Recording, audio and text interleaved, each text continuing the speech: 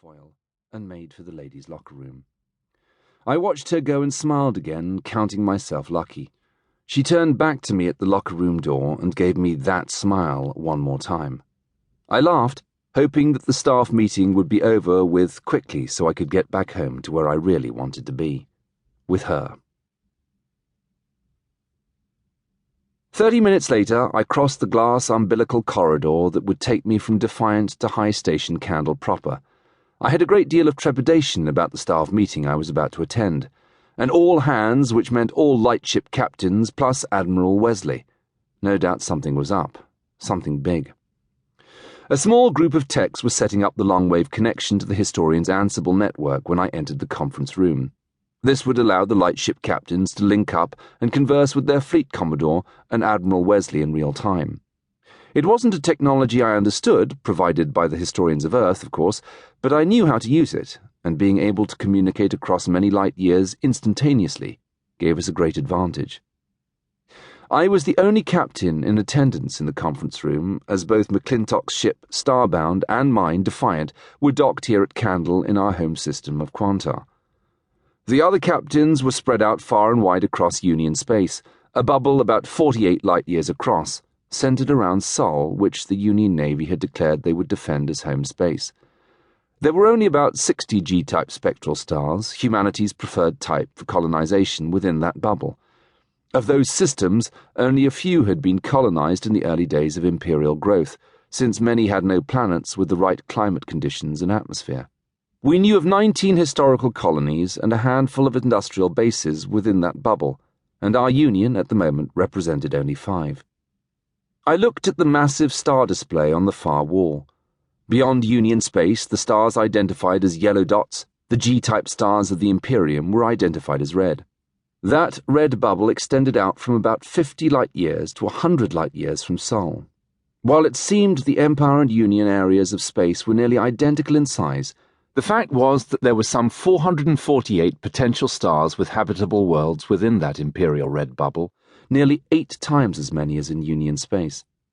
The stellar topography greatly favored our enemies in terms of potential numbers of colonized worlds. That was an advantage they could use to crush the Union if we didn't get stronger and more numerous, and soon. The historians told us that there were some 350 known colonies in the old empire at its peak before the war, and as we now knew, fewer than 20 of those were on our side of the line. Whether the old empire had ever colonized beyond that 100 light-year bubble was an unknown. I turned away from the star display and back to the conference monitors, which were slowly flickering to life. We were now at 8 operational lightships in the fleet, if you counted Vanguard, Pendax's ship, which was near enough to ready. I feared that wouldn't be enough ships, despite my confidence in both our lightships and their captains. Valiant, commanded by Wynne Scott of Earth, was conducting the long-delayed first contact mission at Generis, which I had previously visited when I was third in command aboard Starbound. Resolution, commanded by Devin Tannis, McClintock's former number 2, was on station in her home system of Levant. Avenger was captained by Mesut Ozil, a man I had met briefly on Corinthia during the recovery operations there. Fearless, commanded by Dieter von Zimmermann, son of Corinthia's Air Marshal von Zimmermann, was stationed in her home system.